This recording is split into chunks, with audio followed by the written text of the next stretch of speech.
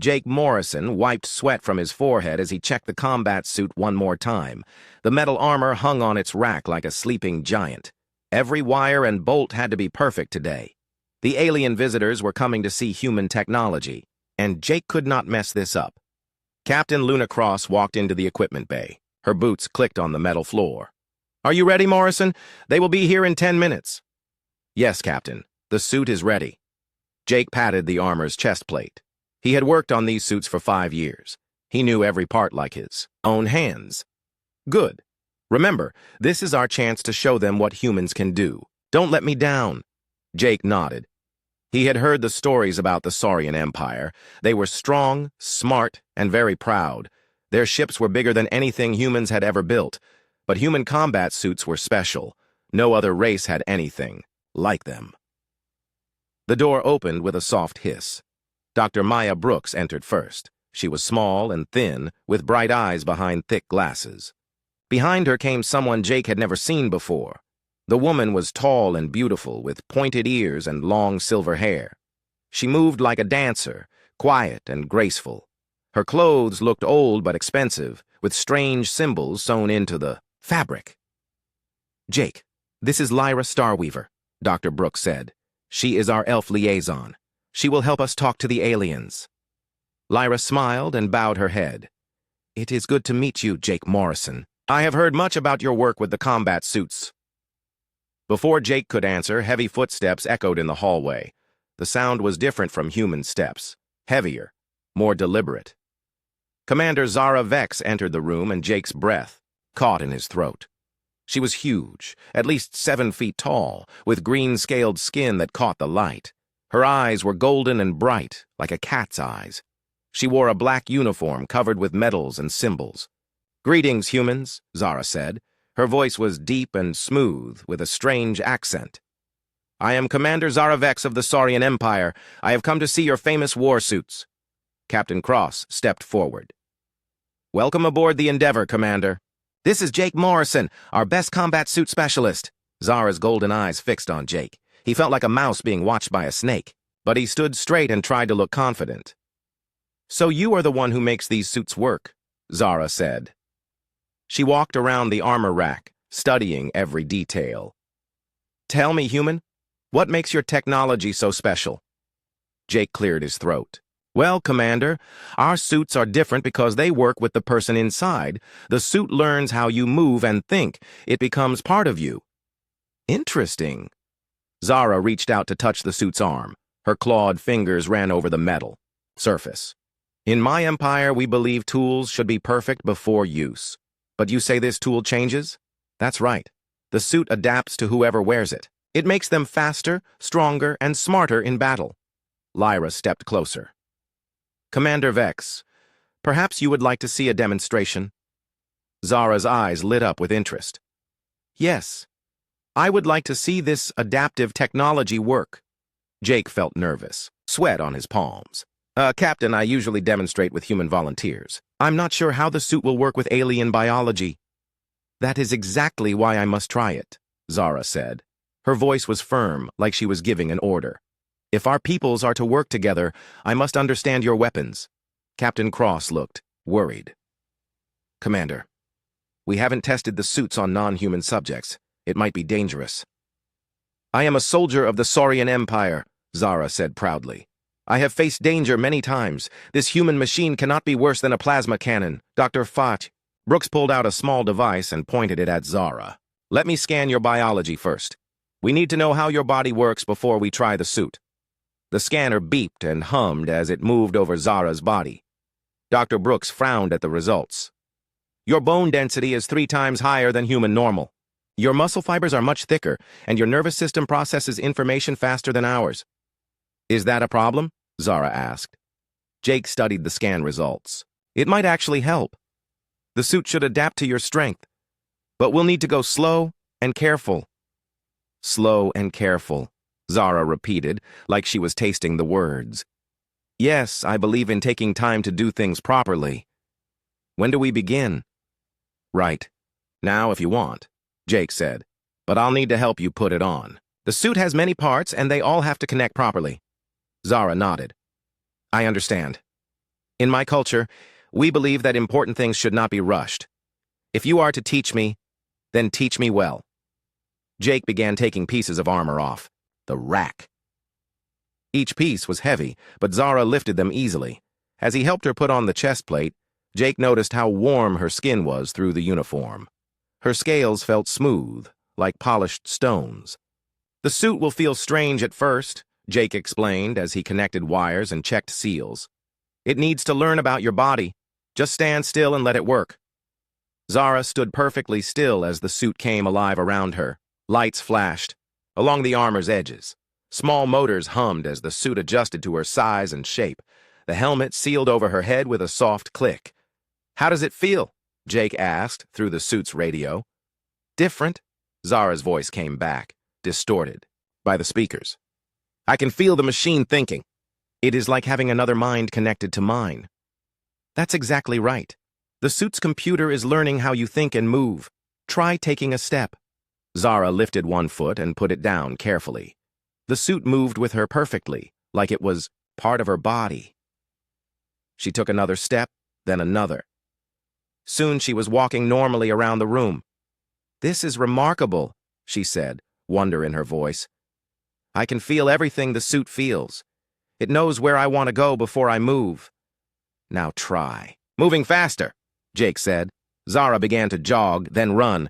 The suit moved like liquid metal around her, supporting every motion. She jumped, and the suit's power boosters lifted her higher than any human could jump. "Amazing!"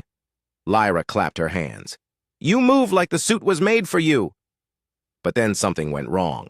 Zara tried to turn quickly, but the suit couldn't keep up with her alien reflexes. She stumbled and fell hard against the wall. Alarms started beeping. "Zara!"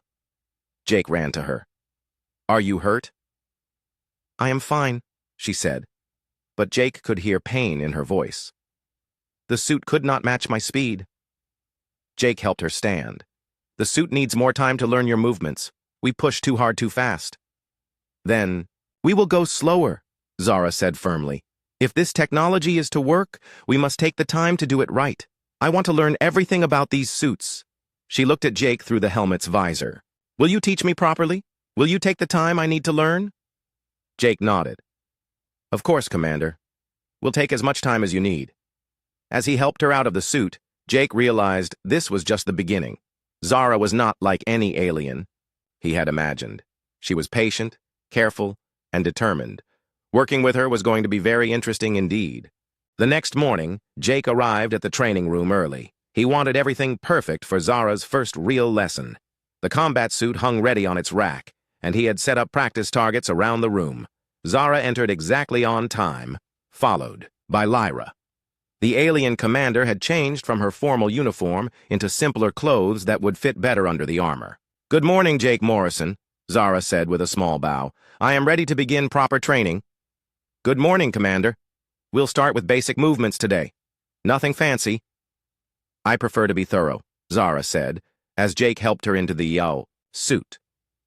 "In my culture, we believe that rushing leads to failure. Better to do something slowly and correctly than quickly and poorly." Jake nodded as he connected the suit's power cables. "I understand. Take all the time you need." But as the lesson began, Jake started to understand what Zara really meant by taking time. She wanted to repeat every exercise dozens of times. When Jake showed her how to activate the suit's targeting system, she practiced the same hand movement for 20 minutes. "Commander, you've got it right," Jake said after watching her do the same motion for the 15th time. "You can move on to the next step." "Not yet," Zara said firmly. "My timing is still off by 0.03 seconds. I must improve this before continuing." Jake looked at Lyra, who was sitting on a bench watching them. The elf woman smiled and shrugged her shoulders. "Zara is very dedicated," Lyra said. "Her people believe that perfect preparation prevents poor performance." After an hour of the same basic exercise, Jake was getting frustrated. "Commander, we have a lot to cover today. Maybe we should move on." "No." Zara's voice was calm but firm. "If we build on a weak foundation, everything above will fall down. I must master each step completely." Jake sighed and sat down next to Lyra. "At this rate, it will take months to teach her everything." Lyra watched Zara continue practicing the same movement over and over. Perhaps that is not a bad thing. In my long life, I have learned that some things cannot be rushed. How long have you lived? Jake asked. Several centuries. I have seen many races try to learn quickly and fail. The best warriors I have known took years to master their skills. Jake watched Zara practice. Her movements were getting smoother and more precise each time. I've never worked with anyone this patient before. Humans usually want to learn everything fast. And how often do they master what they learn? Lyra asked with a knowing smile. Jake thought about it.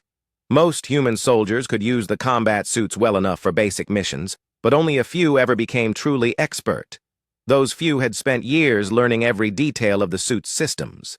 You're right, Jake admitted. The best suit operators are the ones who took time to really understand the technology. Zara understands this, Lyra said. She is not just learning to use your suit, she is learning to become one with it.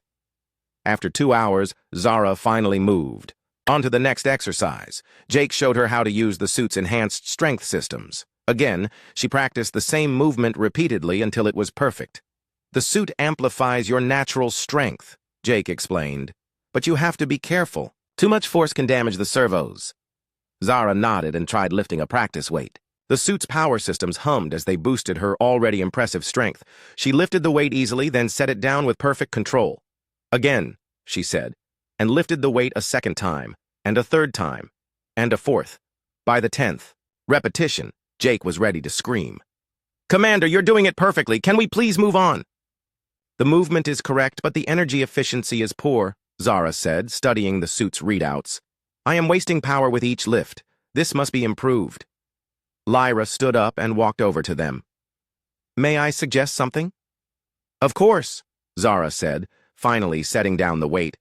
In Elvish martial arts, we have a saying, the master is not the one who practices 10,000 techniques once, but the one who practices one technique 10,000 times.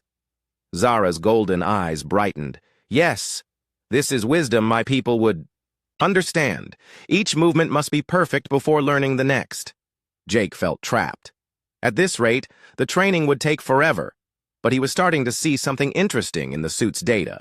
With each repetition, Zara's integration with the suit's systems improved. The machine was learning her patterns faster than it ever had with human users. All right, Jake said with a sigh. We'll do it your way. But I need to understand something. Why is perfection so important to you? Zara stopped practicing and looked at him seriously. In battle, there is no second chance. If my movement is wrong by even a small amount, I could die. My soldiers could die. I would rather spend 1,000 hours learning correctly than fail when lives depend on me. Jake felt something shift in his thinking. He had always focused on getting soldiers battle-ready as quickly as possible. But Zara was thinking about something deeper. True mastery. I understand, he said. Let's keep going. For the next 3 hours, they worked on basic suit operations. Zara insisted on perfecting each skill before moving to the next. She practiced walking until her steps were perfectly silent. She practiced turning until she could spin without losing balance. She practiced simple punches until the suit's power flowed through her strikes like water. Jake found himself drawn into her methodical approach.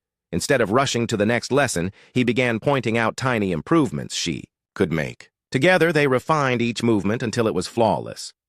Your patience is impressive, Lyra commented during a break. Most humans would have given up by now. I'm learning something, Jake admitted. I've been teaching suit operation for years, but I've never seen someone become this integrated with the systems so quickly. Zara overheard him. This is because we take time to build proper connection. The suit is not just a tool to wear. It must become part of who I am. As the day ended, Jake realized Zara had mastered more in one session than most trainees learned in a week. Her approach was slower, but the results were far superior. Same time tomorrow? Jake asked as he helped her out of the suit. Yes, Zara said with satisfaction. Tomorrow we will build on today's foundation. Each day we will add one small piece to the whole. As she left with Lyra, Jake stayed behind to review the suit's data logs. The readings were amazing. Zara's neural integration scores were off the charts. Her efficiency ratings kept improving with each repetition. Maybe taking time Wasn't such a bad idea after all. The next morning, Jake arrived early again. But this time, he wasn't frustrated about the slow pace. He was curious to see how much better Zara could become. When she arrived, Zara seemed pleased to see him ready and waiting. "Today we will add combat targeting to our foundation," Jake said. "Good," Zara replied, stepping into the suit with practiced ease. "We will take as much time as needed to do it properly," Jake smiled. "Commander, I'm starting to think your way might be the right way." Zara's helmet turned toward him. "All good things take time, Jake Morrison. The best things take the most time of all." As they began the second day of training, Jake realized he was looking forward to each slow, careful lesson. Working with Zara was teaching him as much as he was teaching her. 3 weeks into training, the emergency alarm rang through the ship. Jake dropped his tools and ran toward the command center. Red lights flashed in the hallways and crew members rushed past him. Captain Luna Cross was shouting orders when Jake arrived. "The research station on Delta 7 is under attack. Unknown ships, heavy weapons. We need to get there fast." "Who's attacking them?" Jake asked. "We don't know yet," the captain replied. "But they're jamming all communications. The last message said they needed immediate help." Zara entered the command center with Lyra beside her. The alien commander looked calm despite the emergency. "Captain Cross, my people have ships in this area. Perhaps we can assist." "Thank you, Commander. We'll need all the help we can get." Luna turned to Jake. "How soon can you have a combat team ready?" Jake thought quickly. 20 minutes for the standard team. "But Commander, Zara isn't ready for real combat yet. We've only been training for 3 weeks. "I am ready," Zara said firmly. "My training may not be complete, but I can fight." "Zara, real combat is different from practice," Jake warned. "In training, we take time to get everything perfect. In battle, you have to react fast." "Then I will adapt," Zara replied. "My people did not become warriors by avoiding difficult situations." Dr. Maya Brooks ran into the command center with a tablet in her hands. "Captain, I'm reading the energy. Signatures from the attack. These aren't random pirates. Someone is using military-grade plasma weapons." "Military?" Captain Cross frowned. "From which government?" "Unknown. But whoever they are, they're serious about destroying that research station." Jake made a decision. "Captain, I want to go with the combat team. If Zara is going to fight in one of our suits, I need to be there to help her." "Absolutely not," Luna said quickly. "You're not a combat soldier, Morrison. You're an engineer. I'm the only one who understands how the suit integrates with alien biology," Jake argued. "If something goes wrong with Zara's armor, no one else can fix it." Lyra stepped forward. "Captain, I would like to join this mission as well. My people have experience with many types of combat. I might be useful." Luna looked around the room at the 3 volunteers. "This is supposed to be a rescue mission, not a research project. Sometimes the best way to learn is under pressure," Zara said. "I am willing to take the risk." "Fine," Luna decided. "But you follow my orders exactly. No heroics, no testing new techniques. Get in. Save the civilians. Get out." 20 minutes later, Jake was sealed inside his own combat suit for the first time in months. He had been so focused on teaching Zara that he had forgotten how good it felt to wear the armor himself. The suit's systems came online around him like old friends. Next to him, Zara was checking her weapon systems. Her movements were careful and precise, just like in training. But Jake could sense tension in the way she held herself. "How do you feel?" he asked through the suit's radio. "Ready," Zara replied. "The suit feels like part of my body now. Your training methods were very effective. Remember, real combat moves fast. Don't overthink your responses." "I understand. But I will not abandon my principles. Careful preparation and precise action, these things do not change because the situation is urgent." Lyra sat across from them, wearing light armor that looked ancient but well-maintained. Strange symbols glowed faintly along the edges of her equipment. "Is that elvish magic?" Jake asked. "Technology enhanced by centuries of development," Lyra corrected with a smile. "My people learned long ago that the best tools combine science with other forces." Their transport ship dropped out of hyperspace near the research station. Through the viewports, Jake could see the battle raging outside. The station was surrounded by black ships that fired bright plasma beams. Parts of the station were already burning. Enemy ships confirmed as Rogue Helix Corporation vessels, the pilot announced. They're trying to steal the research data before destroying the station. Corporate raiders! Captain Cross's voice crackled over the radio from the main ship. They want the alien technology research. Don't let them get those files. The transport ship shook as enemy fire hit their shields. Hang on, the pilot shouted. We're going in hot! Jake felt his stomach drop as they dove toward the station's docking bay. Zara sat perfectly still, her breathing calm and controlled even as explosions lit up the darkness around them. 30 seconds to docking, the pilot called. Remember the plan, Jake said into his radio. Zara and I secure the research labs. Lyra and the Marine team evacuate civilians. Understood, Zara replied. The transport crashed into the docking bay harder than planned. Emergency lights flickered as the team rushed out into the station. The air was thick with smoke, and Jake could hear weapons fire echoing through the corridors. This way, Lyra called, her ancient sensors showing clear paths through the smoke. They ran through twisted hallways filled with debris.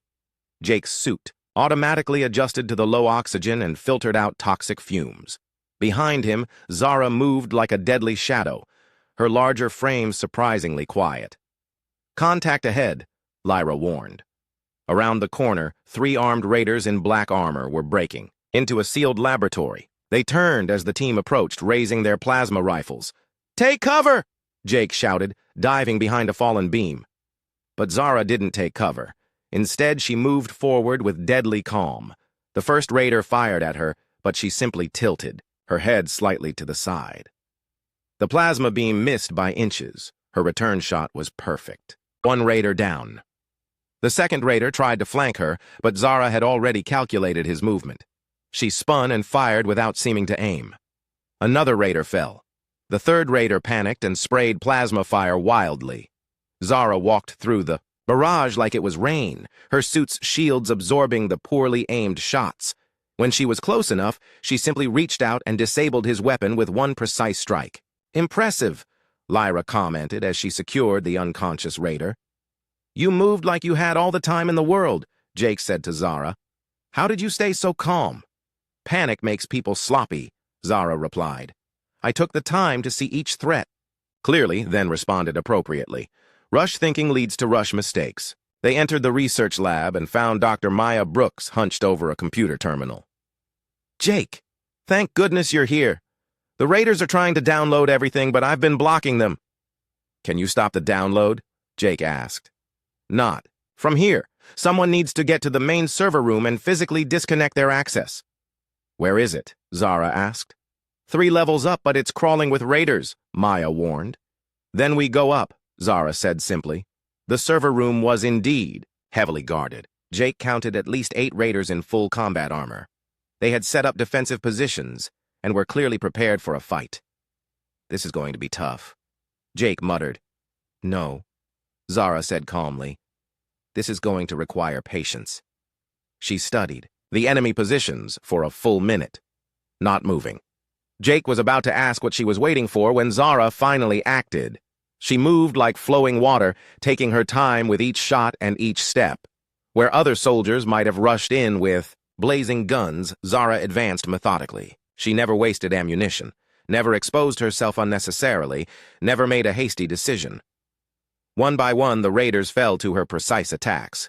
Jake and Lyra supported her, but it was clear that Zara was the real weapon in this fight. When the last raider was down, Zara calmly walked to the server and disconnected the enemy access cables. Download stopped, Maya's voice came over the radio. Whatever you did up there, it worked. As they evacuated the station, Jake realized something important. Zara's careful, time-taking approach hadn't slowed them down in combat. Instead, it had made her devastatingly effective. I understand now, he told her as their transport pulled away from the burning station. Understand what? Zara asked. Why you insist on taking time with everything? It's not about being slow. It's about being perfect when it matters most. Zara nodded. Time spent in preparation is never wasted. Today, our careful training saved lives. Lyra smiled at both of them. Perhaps you 2 are beginning to understand each other. Jake looked at Zara with new respect. Her alien way of thinking had seemed strange at first, but now he was starting to see the wisdom in it. Taking time wasn't about being slow. It was about being ready for anything. Word of the successful rescue spread quickly through both human and Saurian space. Jake was eating breakfast when Captain Luna Cross sat down across from him with a serious expression. "We have a problem, Morrison," she said quietly. "Both governments want to know exactly how Commander Zara became so effective with our combat suits." Jake set down his coffee. "What kind of problem?" "The kind where politicians get involved. Human Command wants a full report on the suit integration process. The Saurian Empire wants to know if we're holding back technology that could help their military. We're not holding anything back. Zara learned the same way any human would learn. Except she learned it better and faster than any human ever has," Luna pointed out. "The combat recordings from the station show integration levels we've never seen before." Dr. Maya Brooks joined them at the table, looking tired. "I've been analyzing the suit data from the mission. Jake, the neural integration between Zara and the suit is beyond anything in our research. It's like the suit became part of her nervous system." "Is that dangerous?" Jake asked, suddenly worried. "I don't think so, but it's definitely permanent. The neural pathways that formed during her training have become fixed. She can't just take off the suit and go back to normal. Part of her brain is now wired to work with human technology." Jake felt a cold knot in his stomach. "You mean I changed her biology?" "We all did," Maya said gently. "But she knew the risks, and the changes seemed to be beneficial." "Beneficial for who?" Luna asked. "Her government is asking questions about whether we intentionally altered their commander." Before Jake could respond, Zara entered the dining hall with Lyra beside her. The alien commander looked the same as always, but Jake now wondered what was different inside her head. "Good morning," Zara said as she sat down. "I hope you're all well." "Zara, we need to talk," Luna said carefully. "About the mission yesterday." "What? About it?" "The mission was successful. The civilians were saved. Your performance was unusual, better than we expected." Zara tilted her head slightly. "I do not understand. Did I make mistakes?" "No mistakes at all," Jake said quickly. "That's the problem. You were too good." "Too good?" Zara looked confused. "How can someone be too good at protecting innocent people?" Lyra leaned forward. "I think what they mean is that your success has created political complications." "Ah." Zara's expression became serious. "My superiors have been asking questions." "What kind of questions?" Luna asked. "They want to know if human technology could be adapted for all Saurian soldiers. They believe that if one commander can achieve such integration, then entire armies could be enhanced." Jake felt the weight of responsibility settling on his shoulders. "Zara, what do you think about that?" "I think it is not so simple," Zara replied thoughtfully. "The integration we achieved required time and trust. It cannot be rushed or forced." "But your government doesn't see it that way?" Maya asked. "Some do not. They see only the results, not the process. They want me to return home immediately to share what I have learned. And will you go?" Jake asked, surprised by how much the answer mattered to him. Zara was quiet for a long moment. "I have been thinking about this. The integration with your technology has changed me. I am no longer quite the same person who first put on the human combat suit." "Changed how?" Lyra asked gently. "I think differently. The suit's computer systems taught me new ways to process information. I can calculate trajectories and tactical solutions faster than before. But more than that, I have learned to value the human approach to problem solving." "What do you mean?" Jake asked. "Humans find creative solutions quickly. My people are thorough but sometimes inflexible. Working with your technology has taught me to combine both approaches." Zara looked directly at Jake. "I have learned much from you about taking time when it matters, but also acting decisively when action is needed." Dr. Brooks pulled out her scanner and pointed it at Zara. "May I?" Zara nodded, and Maya began taking readings. "Fascinating. Your brain activity shows permanent changes in the neural pathways related to spatial reasoning and tactical analysis. Is this dangerous?" Zara asked. "I don't think so, but it means you'll always think differently than other Saurians." The question is whether your people will see this as an improvement or a problem. Some will see it as an improvement, Zara said carefully. Others will worry that I have become too human. Jake felt a flash of anger. There's nothing wrong with being human. I did not mean it as an insult, Zara said quickly, but my people value racial purity. They may worry that close integration with human technology will weaken our cultural identity. That's ridiculous, Luna said. You're still clearly Saurian. Am I? Zara asked quietly. Yesterday, when I was fighting, I found myself thinking, like Jake taught me. Careful preparation, but flexible execution. That is not traditional Saurian military doctrine. Lyra had been listening quietly, but now she spoke up.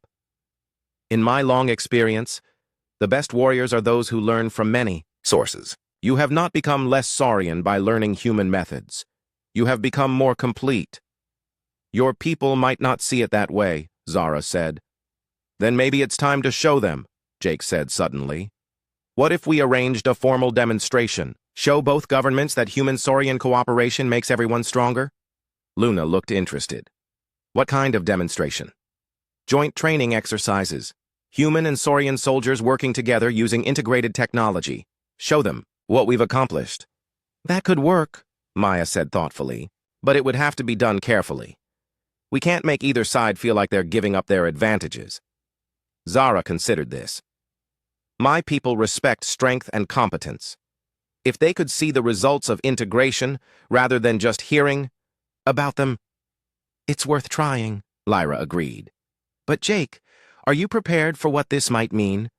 If the integration process becomes standard, you'll need to train many more alien soldiers.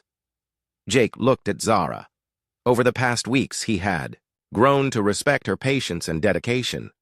The idea of working with more aliens like her was actually appealing. I think I'd like that, he said, but only if it's done right. No rushing, no shortcuts. Each student gets the time they need to master the technology properly. That could take years, Luna warned. Good things take time, Zara said, echoing. Words she had spoken many times during training. If we are to build true cooperation between our peoples, it must be built on a strong foundation. So we're really going to do this? Maya asked. Create a formal program for human-alien military integration? If both governments approve, Luna said, and if Commander Zara is willing to be our first instructor. Zara's golden eyes brightened. You want me to teach others? Who better? Jake asked. You understand both the human technology and the alien perspective. You could bridge the gap between our different approaches. But I would need a human partner, Zara said. Someone who understands the technical aspects and can help with cultural translation. She looked directly at Jake. Would you be willing to work with me on this long-term project? Jake felt his heart speed up. The idea of continuing to work with Zara, of building something important together, was more appealing than he wanted to admit. Yes, he said without hesitation. I'd like that very much. Lyra smiled knowingly. I think this partnership will be very successful. Then we have a plan, Luna said. I'll contact both governments and propose the joint training program. Zara, you'll need to convince your superiors that integration makes soldiers stronger, not weaker. I will make them understand, Zara said with quiet confidence. Some things are worth taking the time to explain properly. As they left the dining hall, Jake walked beside Zara. Are you nervous about going back to your people? A little, Zara admitted. But I have learned that the best way to handle difficult situations is with patience and careful preparation. And if they don't approve of the changes in you? Zara stopped walking and looked at him seriously. Then I will take the time necessary to show them that change can be growth, not loss. Just as you took the time to teach me that human and Saurian methods can work together. Jake realized he was looking forward to whatever came next, as long as Zara was part of it. 6 months later, Jake stood in the newly built training facility, watching the most unusual military exercise he had ever seen. Human soldiers worked alongside Saurian warriors, their combat suits synchronized in ways that should have been impossible. Squad. Alpha, advance on the target, Captain Luna Cross commanded from the observation deck. Below, a mixed team of humans and aliens moved through the training course like a single organism. Each member's suit was networked to the others, sharing tactical information instantly. But more than that, they had learned to think together. "Beautiful, isn't it?" Lyra said, joining Jake at the viewing window. "It's incredible," Jake agreed. 6 months ago, I thought it would take years to get different species working together like this. "You had an excellent teacher," Lyra noted, nodding toward Zara. Commander Zara Vex stood in the training area below, watching her students with critical eyes. She wore an upgraded version of the original human combat suit, modified with Saurian technology and elvish enhancements. The result was armor unlike anything the galaxy had ever seen. "Team Beta, your spacing is off," Zara's voice carried clearly through the facility's speakers. "Remember, patience in positioning leads to perfection in execution." Jake smiled. Even after all this time, Zara insisted on doing everything slowly and correctly, but her students were learning that taking time didn't mean being slow. It meant being deadly accurate. "Jake Morrison, please report to the command center," came an announcement over the intercom. Jake made his way to the command center where he found Dr. Maya Brooks staring at multiple screens showing data from the training exercise. "What's wrong?" Jake asked. "Nothing's wrong," Maya said excitedly. "Everything's right. Look at these integration scores. The screens showed neural compatibility ratings, reaction times, and tactical effectiveness scores. Every number was higher than Jake had ever seen. These teams are performing better than pure human or pure Saurian units," Maya continued. "The mixed crews are actually superior to single-species teams." "How is that possible?" "Different types of thinking," Maya explained. "Humans are creative and adaptable. Saurians are thorough and precise. When you combine both approaches through integrated technology, you get soldiers who are both innovative and flawless." Before Jake could respond, alarms began sounding throughout the facility. Not training alarms, real emergency signals. Captain Cross's voice echoed through the speakers. "All personnel to battle stations. We have incoming hostiles. This is not a drill." Jake ran to the nearest communication terminal. "Luna, what's happening?" "Long range. Sensors picked up a fleet of unknown ships heading this way. Big ones. They'll be here in 2 hours." "Unknown ships? Pirates? Negative. These are military vessels. Someone is coming here specifically to attack the training facility." Jake felt ice in his veins. "They're coming after the integration program." "That's what I think, too. Someone doesn't want humans and aliens working together." Jake ran back to the training area where Zara was already organizing her students. The mixed teams moved with calm efficiency, gathering weapons and preparing for real combat. "Zara," Jake called out, "how many combat-ready teams do we have?" 8 full squads, she replied without hesitation. "All integration levels are optimal. We are ready for battle." "Are you sure? Most of these soldiers have only been training for a few months." Zara looked at him with those golden eyes he had come to know so well. "Jake Morrison, have I ever rushed into something unprepared?" Jake realized she was right. If Zara said her teams were ready, then they were ready. "What do you need from me?" he asked. "Help me coordinate the suit networks. If we are to face a large enemy fleet, our teams must work together perfectly." For the next hour, Jake and Zara worked to link all the combat suits into a single tactical network. Humans, Saurians, and even Lyra's elvish technology were integrated into one system. "Incoming ships confirmed as Helix Corporation vessels," Luna announced. "The same corporate raiders from the research station attack. They want to destroy our integration program before it spreads." "How many ships?" Zara asked. 15 heavy cruisers and support vessels. They outgun us 10-1. Jake felt his stomach drop. "We can't fight that many ships." "We don't have to fight the ships," Zara said calmly. "We have to fight the soldiers they send to capture the facility." "You think they'll try to board us?" "Corporate raiders want prizes, not destruction. They will try to capture our technology and research data. That means ground combat." Lyra joined them, wearing her ancient armor that now glowed with integrated human and Saurian systems. "My people's archives speak of similar situations. Sometimes the best defense is to let the enemy come to you." "What do you mean?" Jake asked. "We evacuate the non-essential personnel and turn this facility into a fortress. When they board us, they'll face defenders who know every corridor and passage. And defenders who have trained together for months," Zara added with satisfaction.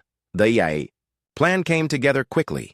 Civilian personnel evacuated to the deeper levels, while combat teams positioned themselves throughout the facility. Each squad was carefully placed to support the others, creating overlapping fields of fire and mutual protection. Remember, Zara told her teams over the radio, take time to aim properly. Make every shot count. Patience and precision will defeat speed and aggression. The enemy fleet arrived exactly when predicted. 15 massive ships surrounded the training facility, their weapons trained on the station.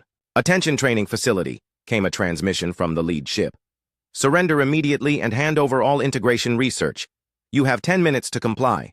Captain Cross responded from the main command center. This is a peaceful research facility. You have no authority here. We represent the interests of species purity, the enemy commander replied. Your integration experiments are an abomination that threatens the natural order. Surrender or be destroyed. Species purity? Jake muttered in disgust. There are always those who fear change, Lyra said sadly. They would rather fight than learn. The 10 minutes passed in tense silence. Then the enemy ships launched their assault shuttles, dozens of them, carrying hundreds of soldiers. Here they come, Luna announced. All teams, prepare for boarding. Action. Jake watched the shuttles approach on his tactical display. Each one carried elite corporate soldiers equipped with military-grade weapons and armor.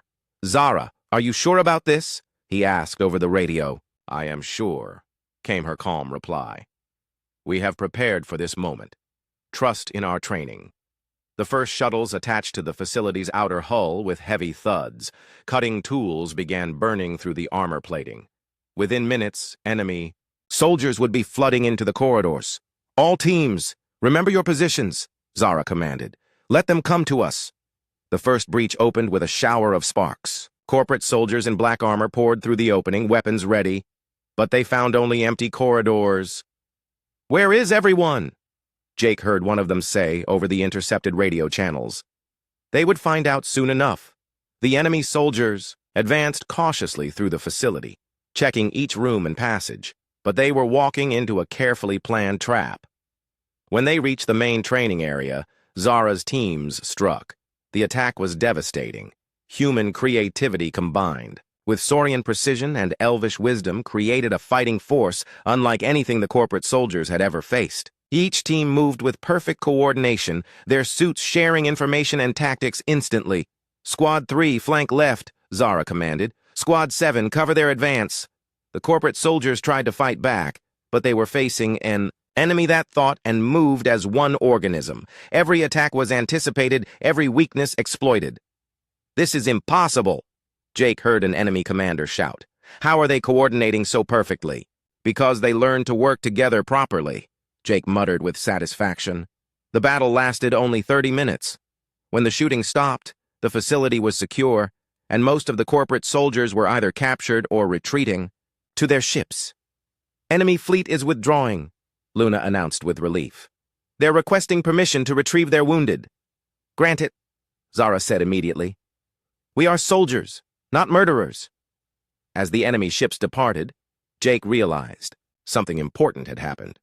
They hadn't just won a battle, they had proven that different species could work together better than any single race alone. The integration program will continue, Captain Cross announced to the facility. What we've accomplished here today will spread throughout both our civilizations. Jake found Zara in the main training area, helping to treat wounded soldiers from both sides. Her medical training was just one more skill she had mastered with patient practice. How do you feel? He asked her. Satisfied, she replied. We built something good here and we protected it when it was threatened. What happens now? Now we continue the work, Zara said with a smile. There are many more soldiers to train, many more partnerships to build. And that doesn't worry you? All the time it will take? Zara looked at him with those golden eyes full of warmth and determination. Jake Morrison, the best things in life take time. Building trust takes time. Creating understanding takes time. And finding the right